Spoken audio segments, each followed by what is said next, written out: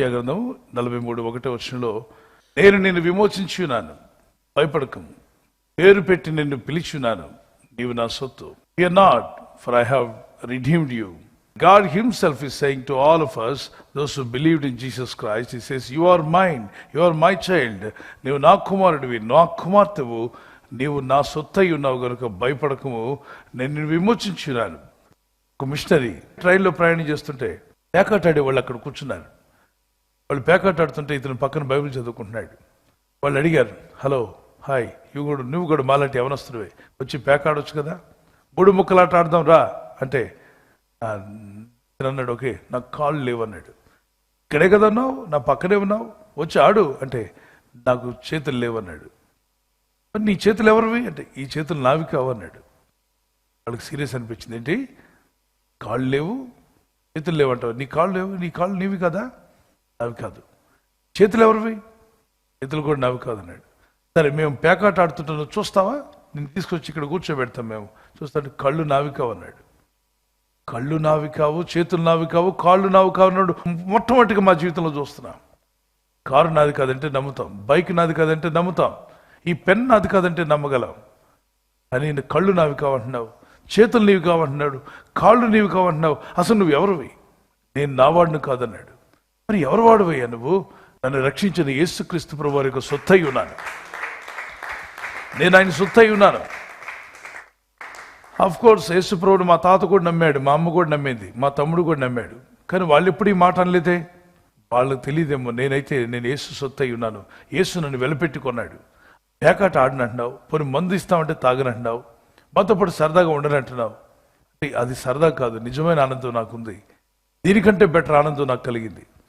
మీరు పేకాట్లో ఉన్న ఆనందం కన్నా, మీరు తాగే ఆనందం కన్నా గొప్ప ఆనందం, పొంగి పొరలే ఆనందం నా హృదయంలో దేవుడు పెట్టాడు. ఏంటో విషయం చెప్పన్నారు. నేను మీకంటే ఎక్కువ పేకాడేవాడిని, అతను చెప్పాడు. మీకంటే ఎక్కువగా మందు తాగేవాడిని.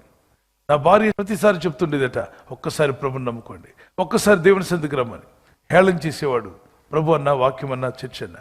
ఒక రోజున అతను ఆఫీస్ అసిస్టెంట్ పిలిచాడు, ఒక మీటింగ్ జరుగుతుంది రండి సార్ అని. మాకు ఆ రోజు వర్క్ లేదు కాబట్టి వెళ్ళి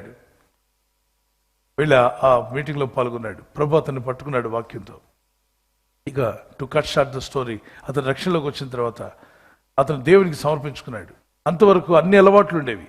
ప్రభు, ఈ ఘోర పాపని క్షమించు, ఈ ఘోర పాపని మార్చవా, ఈ దురలవాట్లో చిక్కబడినటువంటి నాకు విడుదల ఇవ్వండి, సాతాను కబంధ హస్తాల్లో చిక్కుకుపోయాను, I'm in Satan's clutches, please set me free అని ప్రార్థన చేశాడు. దేవుడు అతను విడిపించాడు. అన్ని అలవాట్లు పోయాయని చెప్పాడు.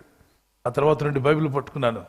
దేవునికి నా హృదయాన్ని, నా మనసును, నా ఆత్మను, నన్ను విడిపించిన నా దేవునికి నేను సమర్పించుకున్నాను. నన్ను సాతాను చేతుల నుండి, పాతాళ అగ్నిగుండం నుండి తప్పించుటకు తన ప్రాణాన్ని పెట్టిన యేసు ప్రభు వారికి నేను సమర్పించుకున్నాను. ఎందుకో తెలుసా? నా చేతుల పాపం తీసివేయడానికి ఆయన చేతులు మేకులుగా అప్పగించుకున్నాడు. నా కాళ్ళు, నా నడతల పాపం తీసివేయడానికి ఆయన కాళ్ళు మేకులుగా అప్పగించబడ్డాయి. నా హృదయంలో ఉన్న పాపం తీసివేయడానికి హృదయం బళ్ళెంతో పొడవబడింది.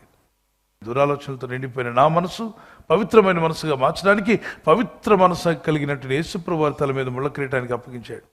నా శాపాన్ని, నా పాపాన్ని భరించిన యేసుప్రభు వారికి నన్ను నేను సమర్పించుకున్నాను. ఇప్పుడు నేను యేసువాడను కానీ నేను లోకస్తుని కాదు. ఇప్పుడు నేను నా వాడను కాదు, నేను యేసువాడను అని చెప్పాడు. మీ పిల్లలు కూడా చెప్పండి, ప్రభు, నా పిల్లలు నీవారే, నా ఇల్లు నీదే, నా బండి నీదే, నా ఉద్యోగం నీదే, నా సర్వము నీదే ప్రభా. Shall we pray? Father God, we pray in the name of Jesus. ఈ హృదయం నాది కాదు, నీదే నాయన. ఈ హృదయంలో చీకటి ఉండడానికి వీల్లేదు, చీకటి ఆశలు, చీకటి కోరికలు ఉండడానికి వీల్లేదు. ఈ హృదయంలో మీరే నివసించండి, మీరే నడిపించండి. మా తల మాది కాదు నాయన, మీదే. రెండు మా తలంపులు నీ శోధనలో పెట్టుకోండి, మా ఆలోచనలు మీ శోధనలో పెట్టుకోండి. మా ఉద్యోగాల్లో కానీ, మా పనుల్లో కానీ, వ్యాపారంలో కానీ, మా కుటుంబాల్లో ఏ పని జరుగుతున్నా అది మీ శోధనలో ఉంచుకోమని వేడుకుంటున్నాం. మమ్మల్ని అందరినీ మీ చేతికి అప్పగిస్తున్నా. ఈ రాత్రి నెమ్మదితో పండుకొని సురక్షితంగా కాపాడబడినట్లుగా నీ అగ్ని కంచి వేసి మమ్మల్ని కాపాడండి. మీ చిత్తములో కొనసాగే కృప మా అందరికీ దయచేయమని యేసుక్రీస్తు ప్రశస్త నామములో వీరందరికీ చక్కని నిద్ర దయచేసి తెల్లవారు లేచి కృపను మాకిమ్మని క్రీస్తు నామములో అడిగి వేడుకుంటున్నామా పరలోకపు తండ్రి. ఆమేన్, ఆమేన్. ఈ వాగ్దానాన్ని మీతోనే ఉంచుకోకుండా లైక్ చేయండి, షేర్ చేయండి. అనేకులు ఈ యొక్క ఛానల్ సబ్స్క్రైబ్ చేసుకోమని తెలియపరచండి. సబ్స్క్రైబ్ చేయని వారు కూడా సబ్స్క్రైబ్ చేయండి. Good night. God bless you.